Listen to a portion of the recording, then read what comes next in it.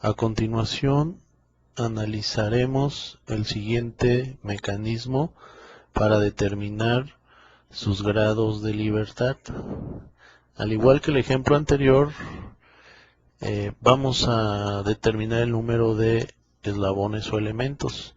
En este caso es conveniente que nuestro mecanismo lo representemos de manera simplificada a través del siguiente diagrama. ¿Sí? Observen cómo aquí esta polea se puede representar a través de este eslabón. Ahora observen que la banda que está aquí acoplada a la polea la representamos con otro elemento,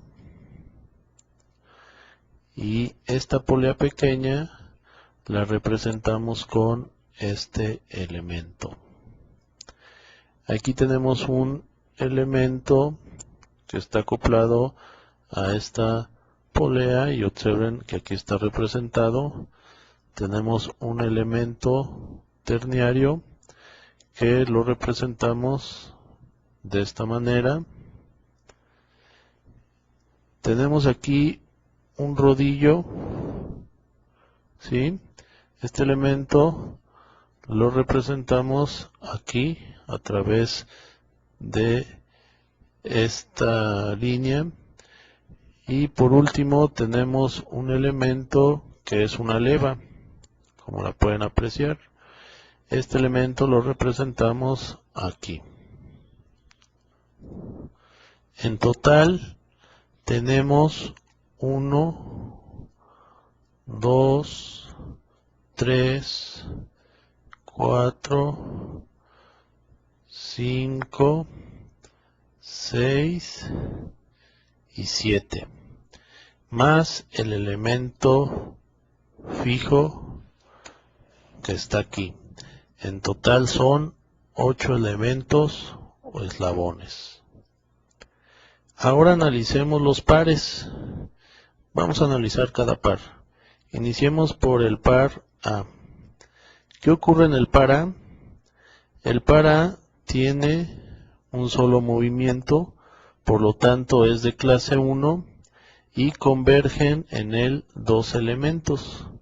Por lo tanto es un par binario que representa un 1. Veamos el par B. El par B tiene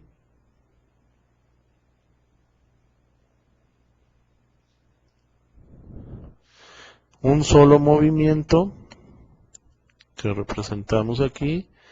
Sin embargo, convergen 3 elementos. Por lo tanto, es un par de clase 1, pero un par terniario. Recuerden que los pares terniarios equivalen a 2 binarios. Por lo tanto, ponemos un 2. Analicemos el par C. Tiene un solo movimiento, por lo tanto es clase 1 y convergen 2 elementos.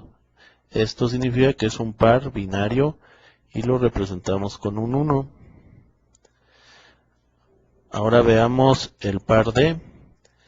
En el par D tiene un solo movimiento, por lo tanto es de clase 1 y convergen en él 2 elementos.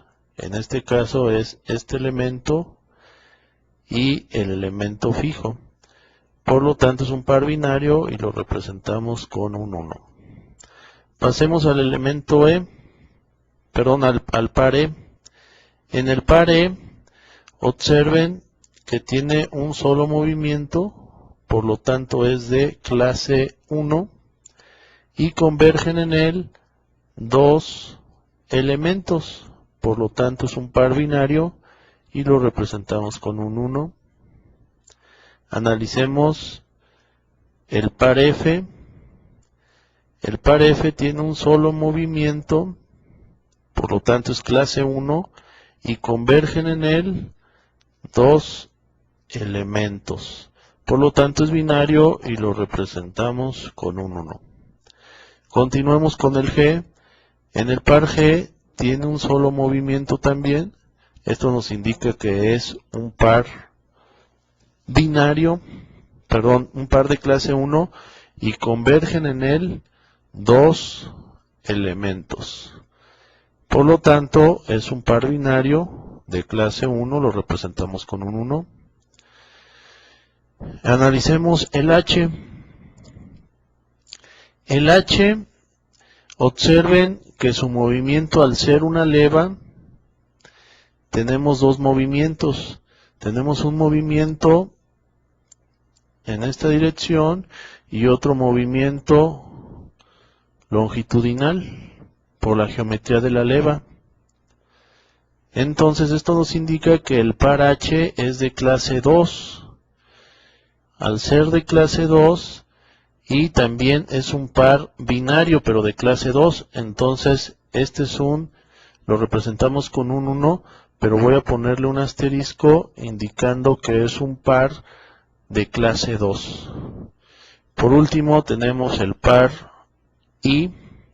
Este es un par que solo tiene un movimiento, por lo tanto es clase 1, y convergen en él dos elementos, por lo tanto es binario y lo representamos con un 1. Sumemos cuántos pares de clase 1 hay, y son 1, 3,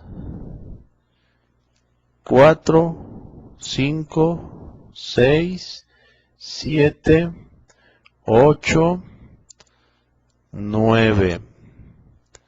Y aquí tenemos 9 pares de clase 1 y el asterisco que pusimos aquí es un par de clase 2. Si sustituyendo la ecuación nos da 2 grados de libertad para este mecanismo.